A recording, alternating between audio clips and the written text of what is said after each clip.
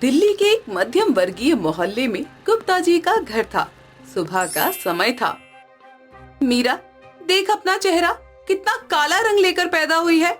आजकल के लड़के कैसे इसे पसंद करेंगे? भाभी, मैं क्या करूं? ये तो भगवान का दिया है। भगवान ने दिया है तो भगवान ही कोई रास्ता निकालेगा। अगर निकालना चाहे तो बस हमारे सिर पर बोझ बनकर बैठी रहेगी। सुमित्रा रसोई से आकर देखती थी कि मीरा रो रही है।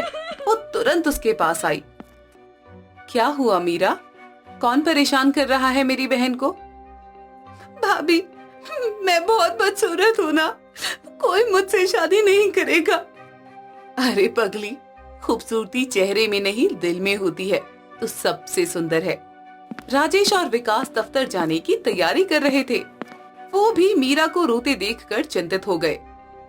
सुमित्रा, जल्दी से नाश्ता लगा दे, दफ्तर जाना है। अरे मीरा, क्यों रो रही है? कमला, तुमने फिर कुछ कहा क्या?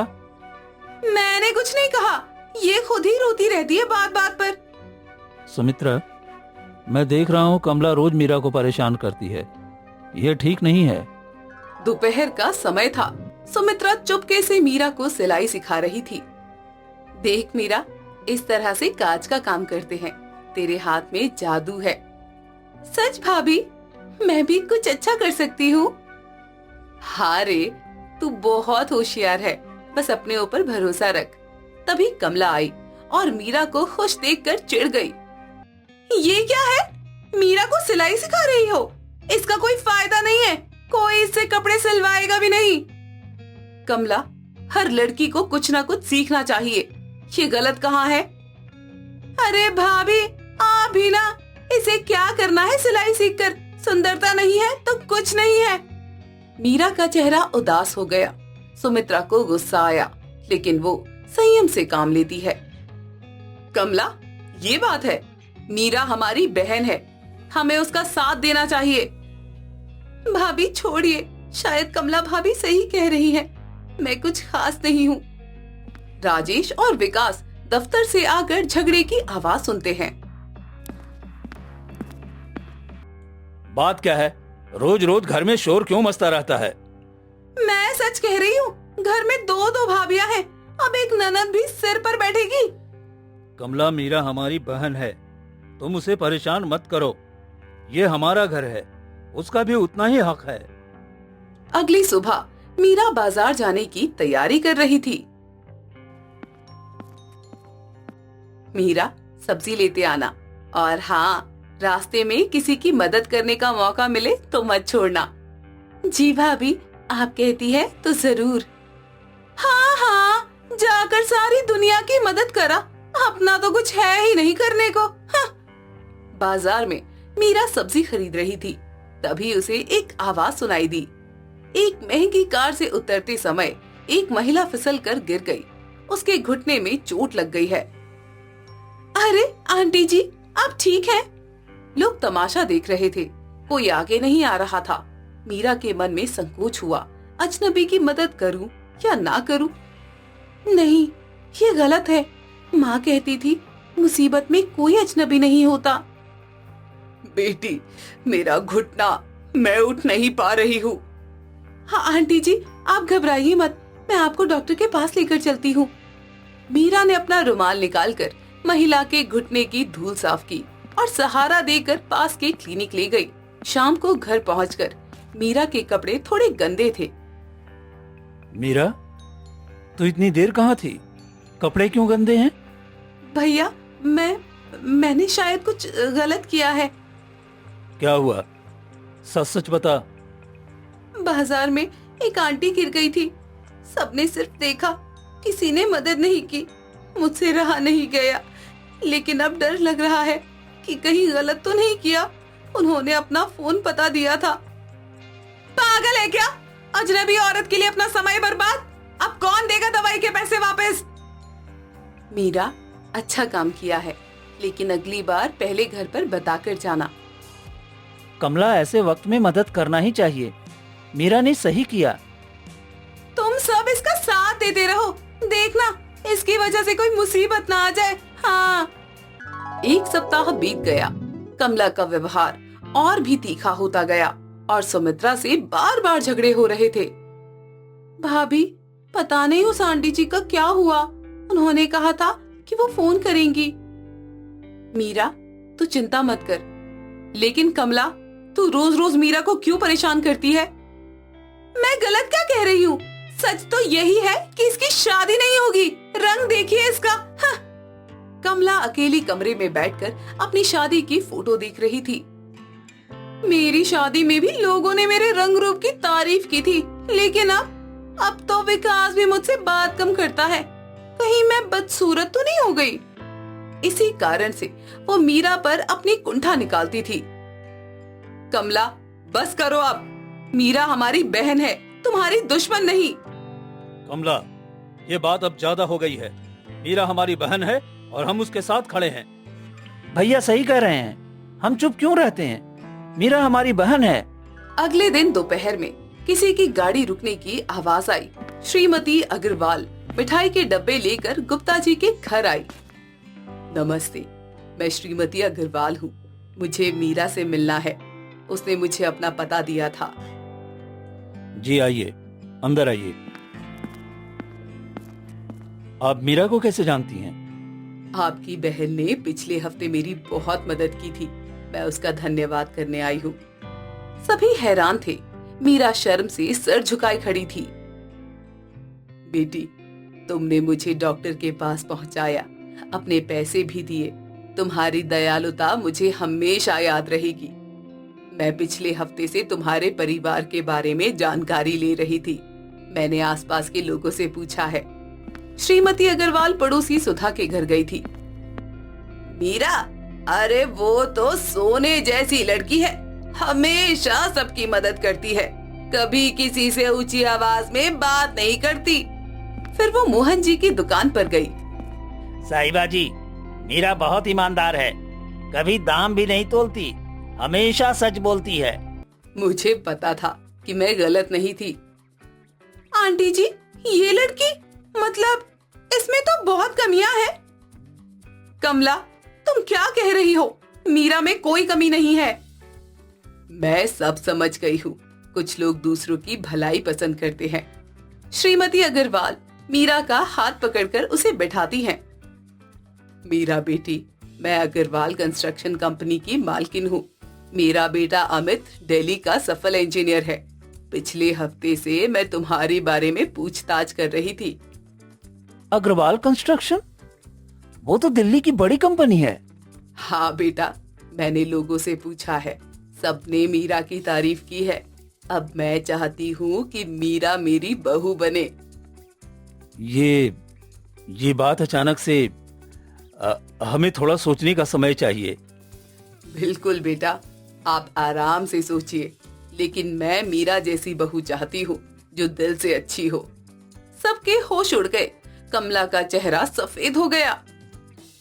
पैसा कमाना आसान है, लेकिन अच्छा दिल मिलना मुश्किल है। मीरा में वो सब है जो मैं चाहती हूँ। आंटी जी, मैंने तो वही किया जो माँ ने सिखाया था, मुसीबत में पड़े इंसान की मदद करना। कमला अब धीरे धीरे अपनी गलती महसूस करने लगी, लेकिन अभी भी झिझक रही थी। मीरा, मुझे लगता है कि मैंने तुझसे कभी कभी सख्त बात की है। आंटी जी, मैंने हमेशा कहा है कि मीरा के दिल की सुंदरता ही उसकी असली खूबसूरती है। एक हफ्ते बाद अग्रवाल जी के भव्य घर में गुप्ता परिवार मिलने आया था। मीरा जी, मैंने माँ से आपके बारे में सुना है। आप वाकई में बहुत दयालु हैं। नहीं, हर कोई ये काम नहीं करता। आज के जमाने में अजनबी की मदद करना हिम्मत का काम है। देखिए, अमित को भी मीरा बहुत पसंद आई है। हमें लगता है ये रिश्ता अच्छा है। अगले 2 महीने तेजी से बीते। घर में शादी की तैयारियां चल रही थी। मीरा की शादी का दिन आ गया। घर भव्य रूप से सजा हुआ था। मीरा सुंदर लाल जोड़े में तैयार थी। सभी खुश थे। मीरा बेटी, तुमने मेरी जान बचाई है। आज तुम्हारे हाथों में अपने बेटे की जिंदगी सौंप रही हूँ मैं। मुझे रंग रूप नहीं, दिल की सुंदरता चाहिए थी। वो मुझे तुम में मिली है। भगवान ने मेरी सच्चाई की परीक्षा ली और मुझे इतना सुंदर भविष्य दिया। मैंने कहा था ना, खूबसूरती दिल में होती है। मेरी बहन सबसे सुंदर है। मीरा, मुझे माफ कर दे, मैं कितनी गलत थी। अब मैं समझ गई हूँ कि तू सच में हीरा है।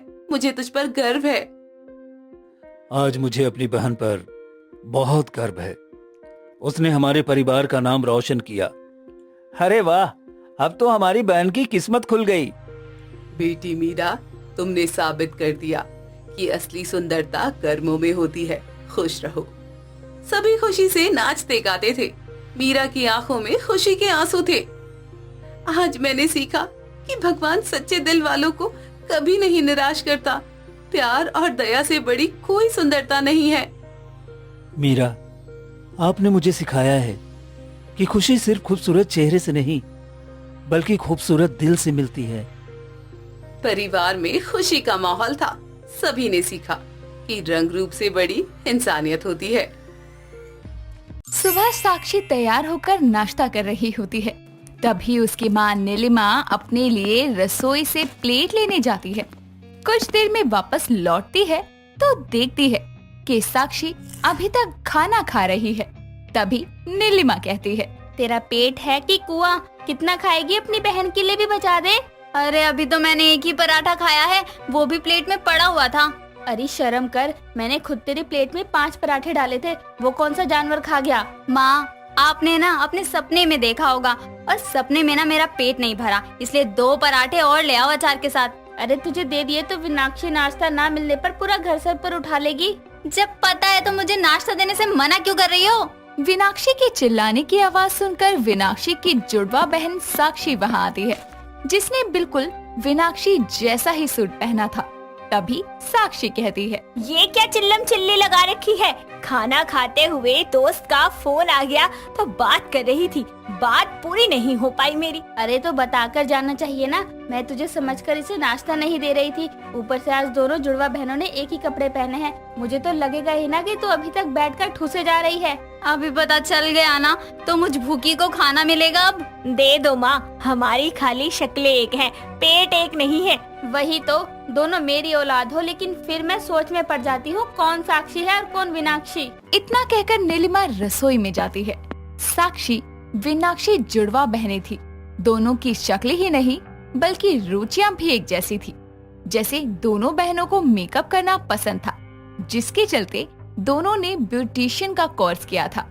और कुछ समय किसी के ब्यूटी पार्लर में काम करने के बाद दोनों बहनों ने मिलकर खुद का ब्यूटी पार्लर खोलने की सोची, जिसके नाम को लेकर दोनों के बीच बहस छिड़ जाती है। मुझे कुछ नहीं पता, ब्यूटी पार्लर तो मेरे नाम से ही खुलेगा बस। यार देख, तेरी ना मेरी, हम ब्यूटी पार्लर का काम खोल देते हैं माँ के नाम पे, बस अब बहस खत्म। क्यों भाई, ब्यूटी पार्लर हमारा है ना, और फिर मेरे नाम में हम दोनों का नाम आता है। विनाक्षी ब्यूटी पार्लर ही ठीक रहेगा। यार तू तो जिद लेके बैठ गई। बस करो कंजरियों, कैसे मरी जा रही हो पार्लर के नाम को लेकर। अरे ऐसे ही लड़ती रही तो पार्लर में लोगों के थोपड़े पर मेकअप करने की जगह एक दूसरे को नोचती रहोगी। माँ देखो ना, मैं कह रही हूँ ब्यूटी पार्लर को आपका नाम दे देते हैं, पर नहीं, इसे तो अपना ही नाम देना है। बिल्कुल नहीं। अरे पहली बार खुद का पार्लर खोलने जा रही हो और ये विनाक्षी नाम रखकर उसका विनाश करवाओगी क्या? साक्षी ब्यूटी पार्लर ही सही रहेगा और इस पर कोई बहस नहीं होगी अब। इतना कहकर नीलिमा वहाँ से चली जाती है। पार्लर का नाम अपनी बहन के नाम पर रखने से विनाक्षी को बुरा लगता है, लेकिन वो उस समय कुछ नहीं कहती। पार्लर खुलने के कुछ दिनों बाद उनकी पड़ोसन की बहू वहाँ अपना मेकअप करवाने आती है। अरे भाभी, आप आइए ना, बताइए क्या करवाना है आपको? वो मुझे शाम को किटी पार्टी में जाना है, तो मेरी थ्रेडिंग और वैक्सिंग कर दो। हाँ हाँ, क्यों नहीं, मैं करती हूँ ना। नहीं नहीं, मुझे साक्षी से ही करवानी है। वो क्या है ना, थ्रेडिंग के लिए मैं घर पर भी आया करती थी तो साक्षी ही कर देती थी, आदत हो गई है मुझे उसके हाथ की। अरे भाभी, विनाक्षी का काम भी बहुत अच्छा और साफ है, आप एक बार करवा कर तो देखो, मुझे भूलकर उसकी दीवानी हो जाओगी और उसी से करवाने की जिद करोगी। रहने दे, तू करे या मैं, एक ही बात है। वही तो, थोड़ा जल्दी कर दो, मेरी सास नहीं तो मुझे कच्चा चबा जाएगी, इंतजार कर रही होगी घर पे। तभी साक्षी अपने काम पर लग जाती है और कुछ देर में दूसरी कस्टमर के आने पर मीनाक्षी उसे अटेंड करती है। दोनों बहनें ऐसे ही मेहनत से पार्लर को चलाती है।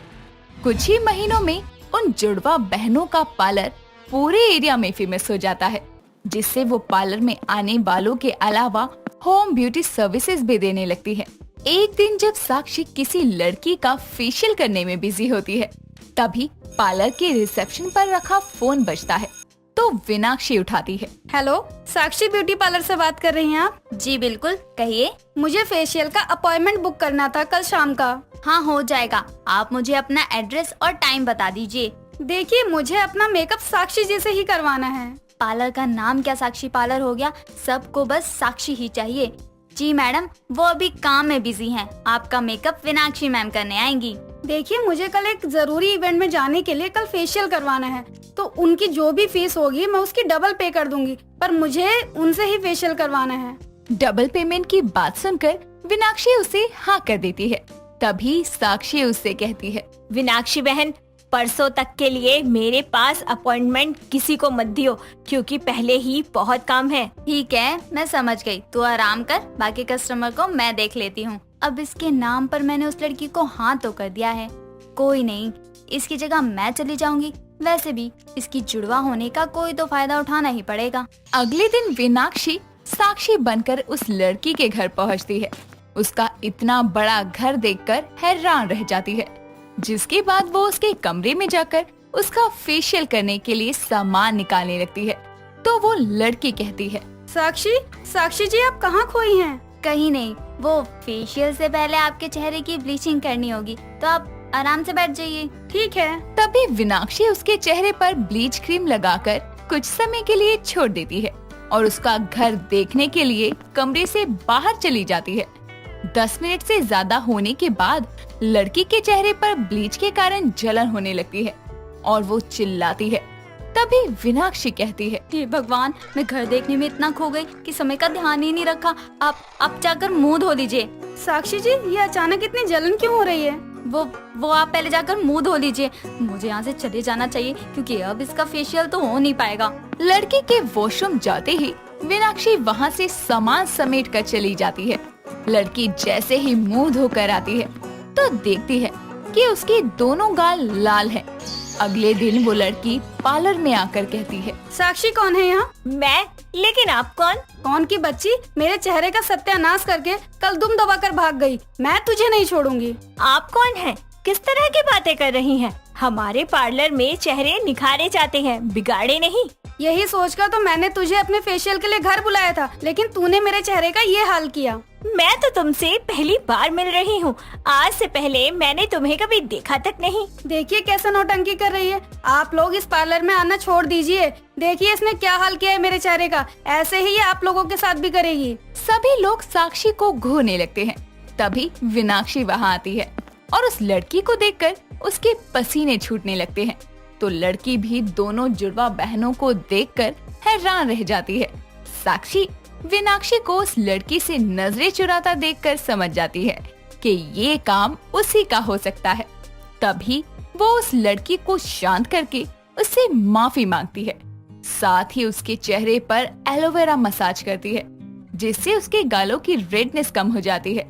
शाम को पार्लर बंद कर दोनों घर पहुंचती हैं तो नीलिमा कहती है, साक्षी, मीनाक्षी, पार्लर में कोई हंगामा हुआ था क्या? पड़ोसनों की बहू बता रही थी। मीनाक्षी, क्यों किया तूने ऐसा? बोलेगी अब? वो तुझसे फेशियल करवाना चाह रही थी। वो क्या, पार्लर में आने वाले सभी तुझे ही पूछते हैं। क्यों? क्योंकि वो साक्षी ब्यूटी पार्लर में जो आए हैं, और तो और लोग मुझे भी साक्षी ही समझने लगते हैं। और जब मैं साक्षी बनकर उस लड़की के घर गई तो गलती से उसके चेहरे पर ज्यादा देर तक ब्लीच लगी रह गई, जिसके कारण ये सब हुआ। मुझे डर लगा तो मैं वहाँ से बिना कुछ कहे चली आई, जिसकी वजह से ये सब हुआ। नालायक, और इससे बदनामी तो पार्लर की हुई ना, जो तुम दोनों का है। कहने के लिए माँ, नाम तो इसी का लिखा है ना। मीनाक्षी, भले ही पार्लर मेरे नाम पर है, पर मैंने देखा है मुझसे ज्यादा तू मेहनत करती है। लोग मुझे पूछते हैं, लेकिन काम मैं तेरी वजह से कर पाती हूँ। तूने अपनी गलती मानी और खुलकर अपनी बात सबसे कही। अब ये पार्लर हम दोनों के नाम पर होगा, ट्विन सिस्टर पार्लर। तभी मीनाक्षी रोते हुए उससे माफी मांगती है और उसे गले से लगा लेती है, जिसके बाद से दोनों जुड़वा बहनें अपनी ट्विन सिस्टर पार्लर को अच्छे से मिलकर खुशी से चलाते हैं।